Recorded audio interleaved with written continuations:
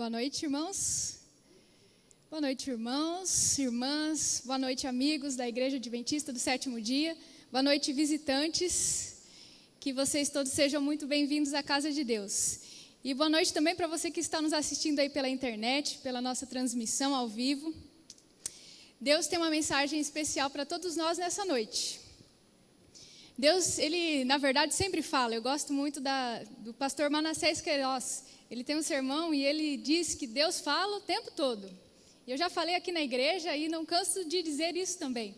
Deus fala muito, Deus está sempre mandando recados para nós, está sempre nos dando respostas, está sempre se comunicando conosco. Nós é que muitas vezes não ouvimos. Nós é que muitas vezes falamos, não, mas isso é uma coincidência, não é Deus falando comigo, não. Nós que não ficamos muito atentos, mas nessa noite Deus vai falar com cada um de nós. O tema é bem específico da mensagem dessa noite, mas eu tenho certeza que ela vai falar com você, vai falar comigo também. Deus vai falar, isso é uma certeza. Agora, o que eu pergunto, nós vamos ouvir? Você vai ouvir? Você vai entender? Vai discernir que Deus está falando com você? Espero que sim, que você fique atento, que desde já você peça para Deus abrir a sua mente e iluminar o seu coração. Irmãos, nós estamos aqui numa semana especial de oração. Você já reparou aqui, já há alguns dias, né? Tem essa mesa aqui, posta, toda preparada, com muito carinho. E o tema dessa semana de oração é a mesa do Pai. E nós estamos falando que existe um lugar à mesa do Pai para cada pessoa, para cada contexto, para cada situação que cada pessoa vive. E nós falamos, né, há um lugar à mesa do Pai, mas isso é uma expressão, uma forma de dizer que Deus ele quer ficar pertinho de cada um de nós. Que Deus ele quer ter um relacionamento com você e comigo. E que perto dele há um lugar especial para você. Independentemente da sua situação, independentemente do seu problema, do que você já fez na vida, não importa. Deus tem um lugar para cada um de nós. Nessa noite nós vamos entender que existe um lugar à mesa preparado também para os que se sentem solitários. E a solidão é uma coisa que todo mundo já passou, não é? Todos nós já sentimos solidão algum dia na nossa vida, todos nós eventualmente sentimos e vamos sentir, isso é inerente da nossa condição humana. Solidão está aí.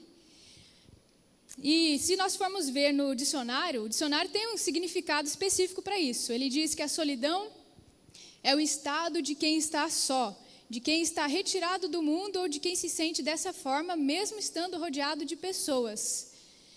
O dicionário tem um significado próprio para a solidão. Mas tem uma coisa importante, muito interessante, que nós precisamos lembrar, é que cada pessoa tem o seu próprio significado de solidão também.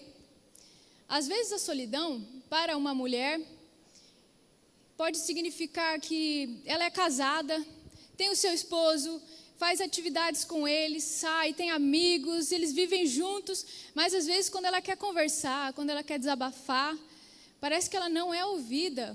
O marido dela às vezes não desenvolveu o dom de ouvir. E aí essa mulher tem o próprio significado de solidão dela. Eu tenho certeza que é diferente desse significado aqui do dicionário. Ou então a solidão para você ou para uma outra pessoa pode significar que você ajuda todo mundo, você está ali sempre dando conselhos, apoiando, visitando, enfim, fazendo várias coisas para ajudar outras pessoas. Mas quando você mesmo precisa de ajuda, parece que não tem quem te ajuda, quem te acuda. A solidão para você pode ter um significado muito específico, diferente desse significado aqui do dicionário. Por isso que é uma questão muito particular de cada um. Para cada pessoa ela tem um significado diferente. E foi feita uma pesquisa na Inglaterra, e essa pesquisa envolveu 55 mil pessoas. E eles descobriram que a grande maioria das pessoas que diziam se sentir solitárias não eram as pessoas mais idosas, como a gente geralmente pode imaginar, né? O idoso ele se sente mais solitário. Mas nessa pesquisa na Inglaterra, 40% das pessoas que se diziam solitárias, os outros percentuais eram percentuais divididos. A grande maioria, os 40%, era uma faixa de pessoas entre 16 e 24 anos. A solidão também atinge os adolescentes, também atinge as crianças, os pré-adolescentes, ela atinge todos nós. E agora com a questão da pandemia, então isso piorou muito mais, não é? Nós vemos pessoas indo para o hospital sozinhas, ficando isoladas umas das outras. A gente fica isolada e ainda 2 metros de distância ainda vê o rosto da pessoa com uma máscara, não consegue nem ver direito.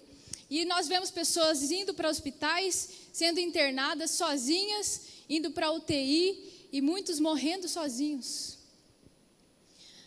A solidão é um problema grande da vida do ser humano, né?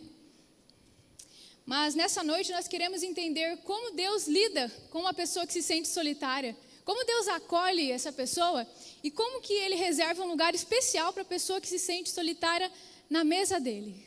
Como Deus lida com isso? A boa nova de hoje é que você que se sente sozinho por um momento da vida, ou que já há muito tempo, quem sabe, se sente sozinho, você não precisa se sentir solitário, completamente abandonado. Deus tem uma mensagem especial para isso. E antes que nós leiamos aqui na palavra de Deus qual é esta mensagem, vou pedir que cada um feche os olhos e nós vamos fazer uma breve oração. Senhor nosso Deus, obrigado porque o Senhor tem estado conosco, porque o Senhor nos trouxe a tua casa de oração. Esteja conosco agora nesse momento, nos ajude a entender a tua palavra, a entender que o Senhor está falando conosco. Abra o nosso entendimento e o nosso coração para entender a tua mensagem e agir de acordo com ela também. Isso nós te pedimos, em nome de Jesus. Amém. Abra sua Bíblia em Isaías, no capítulo 41. Isaías 41, verso 10.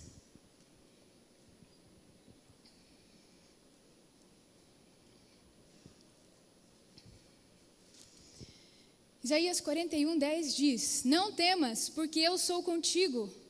Não te assombres, porque eu sou teu Deus. Eu te fortaleço, te ajudo e te sustento com a minha destra fiel. Mais à frente, em Mateus, capítulo 28, verso 20. No finalzinho desse verso 20 aqui, Deus também fala uma coisa especial para nós. Jesus, nosso Deus, deixou um recado para cada um de nós. No verso 20, na segunda parte, ele diz: E eis que estou convosco, quando, irmãos?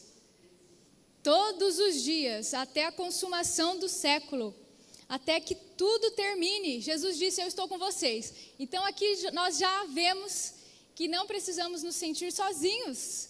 Deus prometeu que está conosco, Jesus disse que está conosco todos os dias, até o final. Mas aí você pode dizer: ah, Bruna, tá bom, Deus está comigo, mas não é a mesma coisa. Deus está comigo, mas eu me sinto ainda assim completamente solitário, muitas vezes, sem a companhia humana. Não é a mesma coisa. E eu reconheço, de fato, não é a mesma coisa. Mas sabe, ter a companhia de Deus e sem ter a companhia de outros seres humanos é difícil. Mas tem uma coisa muito pior que isso. Você já sabe o que é, né? Estar rodeado de pessoas, não ser solitário, viver em companhia, mas não ter a companhia de Deus. Se sentir longe de Deus por algum motivo, se sentir afastado dele. Isso, irmãos, é horrível, é insuportável. Essa é a pior condição que o ser humano pode imaginar para a sua vida. E Jesus disse: buscar em primeiro lugar o reino de Deus e as outras coisas vos serão acrescentadas. O mais importante que nós precisamos entender nessa noite é que, independentemente de companhia de seres humanos, de companhia de amigos, familiares, em primeiro lugar nós precisamos ter a companhia de Deus. E a Bíblia conta a história de uma pessoa que entendeu perfeitamente isso. Só que essa pessoa entendeu isso num momento de muita dificuldade. Eu aqui, trazendo essa mensagem para nós nessa noite, espero que nós consigamos entender isto hoje, consigamos colocar na nossa mente isto hoje. É melhor ter a companhia de Deus. Busquemos a companhia de Deus em primeiro lugar, para que nós não precisemos passar por situações complicadas, difíceis, que aí essas situações nos façam entender isso. A história que nós vamos entender, relembrar brevemente nessa noite é a história de José. José, ele começou a sua vida em que mesa, gente? Ele estava na mesa da casa do pai dele. E eu imagino que era uma mesa tipo essa aqui, ou até melhor ainda. Porque o pai de José, ele era um homem com muitas posses. Então José estava tranquilo, né? José, ele tinha uma mesa farta e ele estava cheio de companhia ali também, ele tinha bastante irmãos. Só que aí a questão dos irmãos dele que era um pouquinho complicada, né? Porque José, ele estava numa mesa muito boa, só que os irmãos dele tinham uma certa inveja dele. Porque os irmãos perceberam que o pai gostava mais dele do que dos outros filhos. E isso despertava muita inveja. Como todos nós já sabemos, José, ele recebeu um presente especial do seu pai, que foi uma roupa toda especial. Foi uma capa colorida, que não era qualquer pessoa que tinha naquela época. E quando ele recebeu essa roupa, os irmãos ficaram irados. E aí, irmãos, no momento em que ele estava sozinho com os seus irmãos, o pai dele estava longe, ele estava distante de pessoas que poderiam ajudá-lo ali, defendê-lo. O que aconteceu? Ele acabou saindo da mesa da casa do pai dele. Por quê? Os irmãos aproveitaram aquele momento que ele tinha ido visitá-los num lugar distante e falaram: vamos pegar o José agora. Agora a gente vai aproveitar, vamos nos livrar dele, que a gente não aguenta mais esse José. E eles jogaram José num poço. Nesse momento, José saiu da mesa da casa do pai, foi para a mesa da escravidão. Só que ele achava que estava numa situação muito ruim naquele poço, mas poderia piorar ainda, né? Os irmãos viram uma caravana passando ali perto e tiveram a incrível ideia: não vamos matá-lo, ficar com o sangue dele nas nossas mãos, vamos vendê-lo, ele vai ser vendido como escravo, e aí a gente se livra de José. Nunca mais vamos ver ele na nossa vida. E foi isso que eles fizeram. Irmãos, José foi vendido como escravo para aquela caravana que passava, e aquela caravana foi até o Egito. E lá ele foi tratado como qualquer pessoa. Ele não era mais o filhinho querido que se sentava na mesa do pai. José, naquele dia, ele percebeu uma coisa muito importante. Ele tomou uma grande decisão na sua vida. José não tinha ninguém quando ele saiu daquele poço e foi levado pela caravana. Ele não tinha ninguém por ele. Nem mesmo aqueles irmãos que, querendo ou não, odiavam ele, mas ainda tiveram misericórdia de não matá-lo. Nem os irmãos ele não tinha. Só que tem um detalhe. Ele não tinha ninguém, mas não estava sozinho. José decidiu naquele momento da vida dele que, independentemente do que acontecesse, ele estaria com Deus e pronto, ponto final. Ele faria o que é certo, ele faria a vontade de Deus. Ele percebeu que se ele estivesse sozinho no mundo, mas com Deus, ele estaria muito bem acompanhado. Mas se ele estivesse em volta de muitas pessoas, muito acompanhado por pessoas, mas sem Deus, isso seria insuportável para ele. E esses dias o pastor, fazendo um sermão, ele falou que sua situação está difícil, pode piorar. Eu ouvi isso, achei muito interessante. Pode piorar muito. Imagina você passar por essa mesma dificuldade que você está passando, esse mesmo problema, só que sem Deus. Inconcebível, irmãos. É a pior coisa do mundo. Passar pelas dificuldades, pelos problemas que nós já temos, mas sem Deus.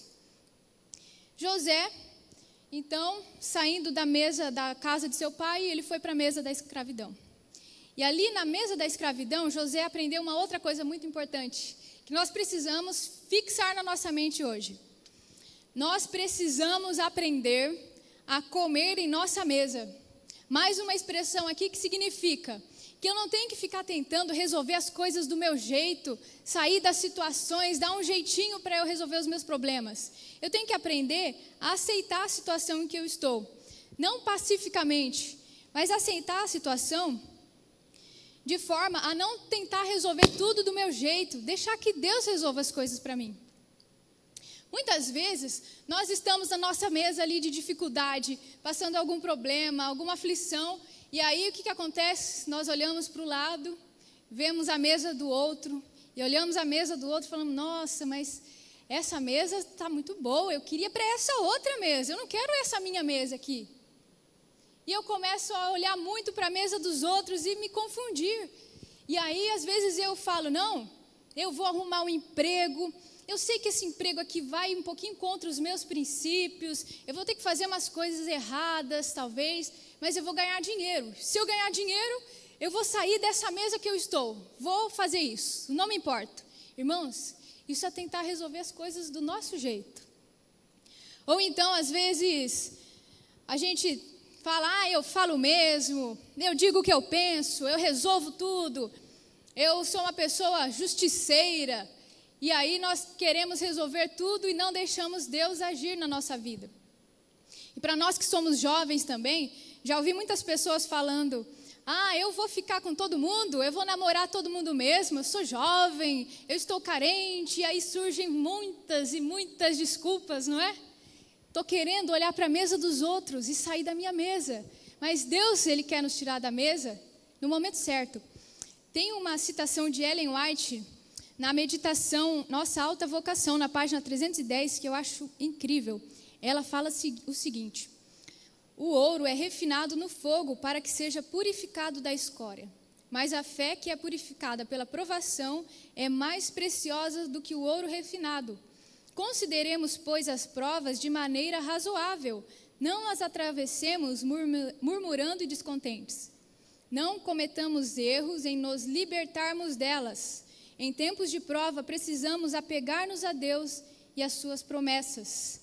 E mais abaixo, na mesma página 310, ela diz: a fornalha da refinação é para remover a escória. Quando o refinador vir em vós perfeitamente refletida a sua imagem, ele vos tirará da fornalha. Quem nos tirará da fornalha, irmãos? Deus. Não nós mesmos, não do nosso jeito.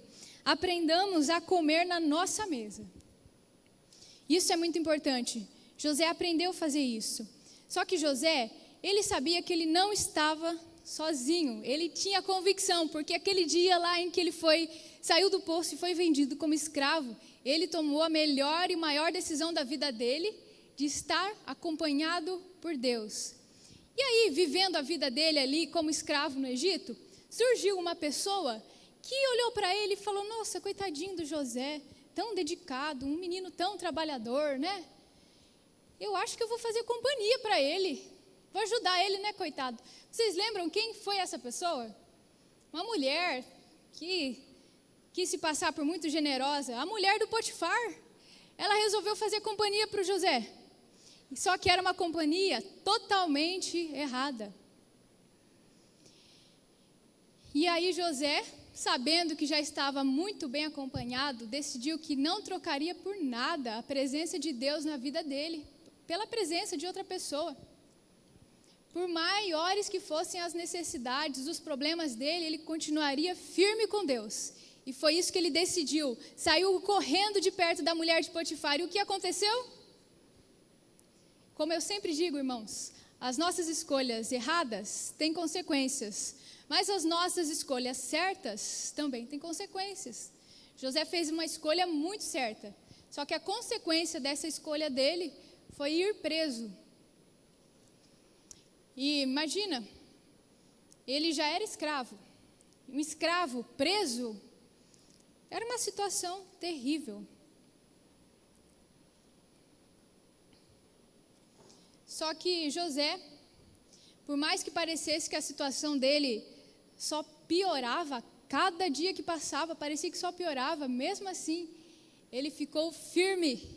Ele não desistiu da escolha que ele tinha feito há alguns anos atrás. Ele continuaria na presença de Deus, mesmo sendo visto, taxado pelas pessoas ali no Egito como um pobre solitário, um escravo solitário, um escravo prisioneiro solitário, ele estaria firme com Deus. O Salmo 57 fala uma coisa linda. Salmo 57, no verso 7. Firme está o meu coração, ó Deus, o meu coração está firme, cantarei e entoarei louvores. Leia esse verso aqui depois, e pense na sua vida, no que tem passado aí, na sua vida, nas situações que você tem enfrentado. Você decide falar para Deus, apesar de tudo que você está passando, firme está, Deus, meu coração? Tem uma música que eu acho muito linda, e ela fala isso. sei se vocês conhecem, ela diz isso: firme está, ó Deus, meu coração, firme nas promessas do Senhor, e eu continuo olhando para ti, e assim eu sei que posso prosseguir. E mesmo quando eu chorar, as minhas lágrimas serão para regar a minha fé e consolar o meu coração. Pois o que chora aos pés da cruz, clamando em nome de Jesus, alcançará de ti, Senhor, misericórdia, graça e luz. O que você faz quando você se sente preso, como José se sentiu? Quando você está numa situação assim que não dá para resolver. Ou você resolve do seu jeitinho e comete um grande erro, ou você deixa Deus resolver. Você sabe que Deus muitas vezes não vai fazer do nosso jeito, na nossa hora. O que você faz quando você está preso? José, em vez de ficar maquinando planos de vingança, planos de provar que ele era inocente, de como sair ali daquela prisão, de como fugir, José, ele decidiu que ele gastaria o tempo dele tentando encontrar o plano de Deus em todas as mesas que lhe fossem postas. Foi por isso que José teve sucesso. Porque em vez de ficar reclamando, ele estava buscando o que Deus quer para mim nesse lugar aqui, ó, nessa mesa aqui. O que Deus quer que eu aprenda? O que Deus quer que eu faça aqui? E, irmãos, 3 questões importantes. Nós dizemos que nós precisamos esperar que Deus nos tire da fornalha, que Deus resolva as nossas situações, que nós precisamos saber esperar. Mas como esperar do jeito certo? Esperar não é simplesmente ficar sentado ali, chorando, esperando o tempo passar e reclamando de Deus. Não, isso não é esperar, definitivamente.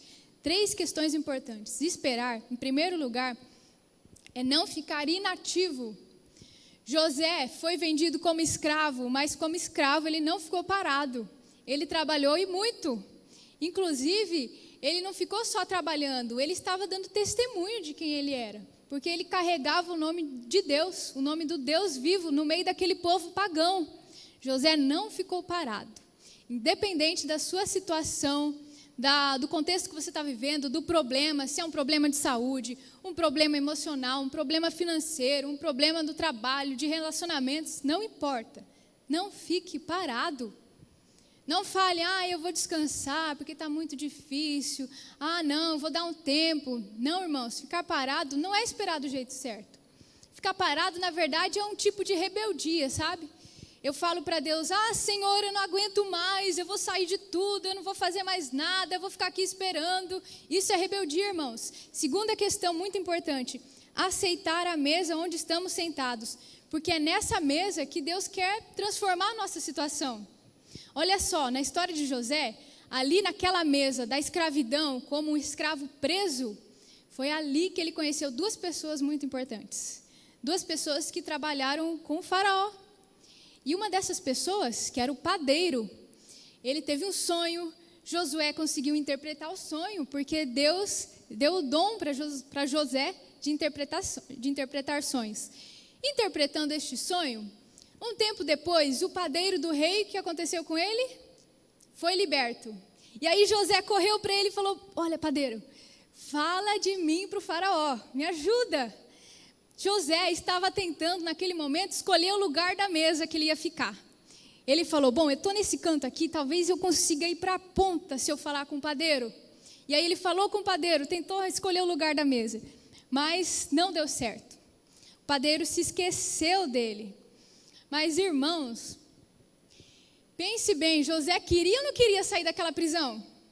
Queria muito. Ele não aguentava mais aquilo. Imagina um escravo preso no Egito, naquela época. Só que Deus não ouviu o pedido dele. Sabe por quê? Se Deus tivesse ouvido o pedido de José e fizesse o padeiro se lembrar dele, e aí o padeiro fosse falar com o faraó, José seria o quê? José ia virar auxiliar de padaria.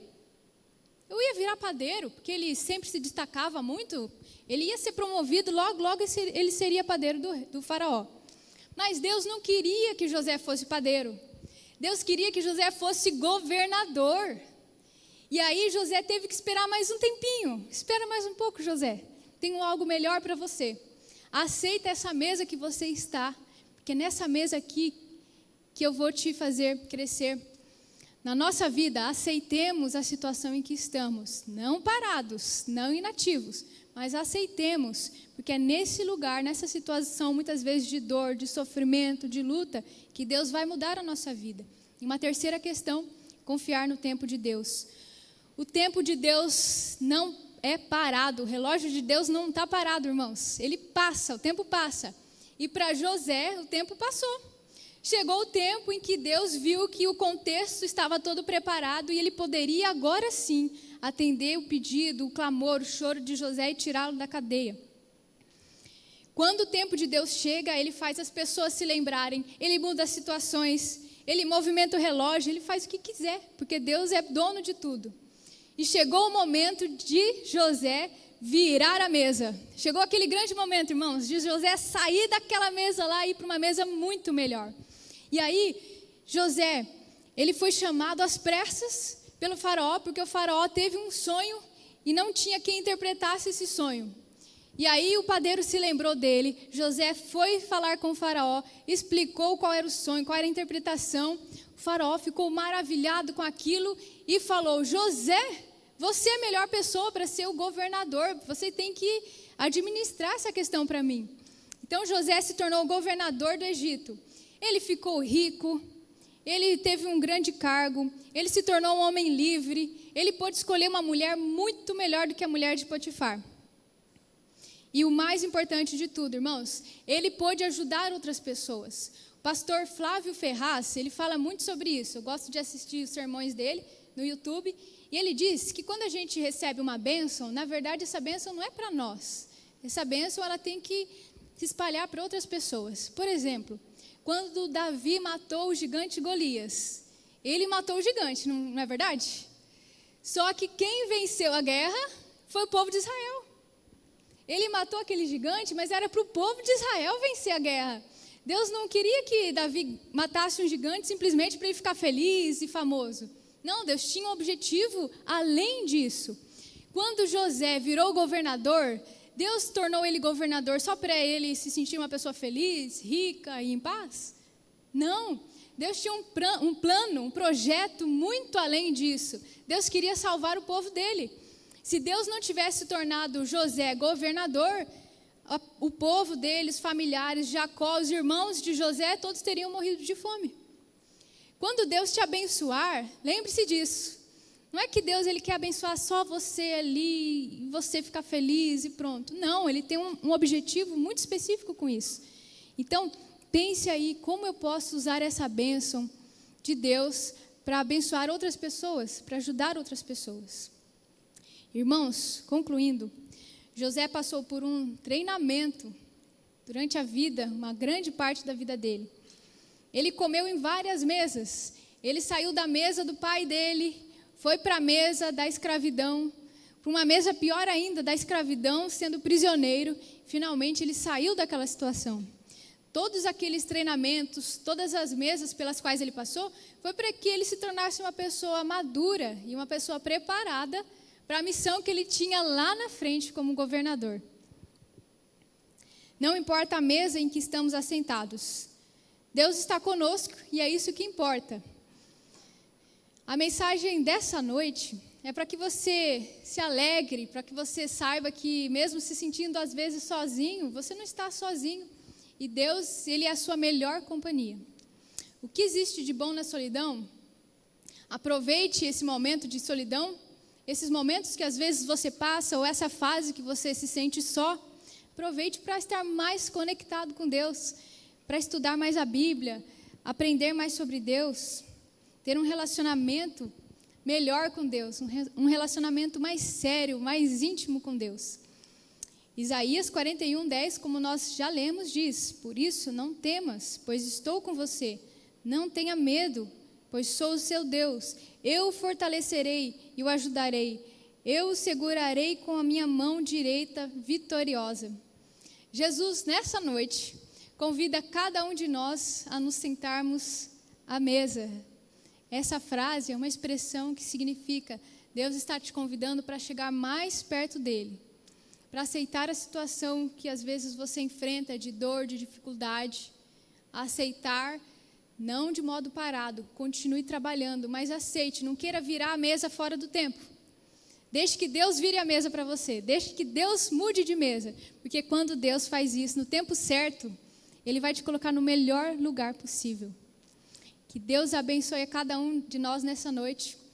Você quer obedecer a Deus, quer entender qual a vontade dEle para a sua vida?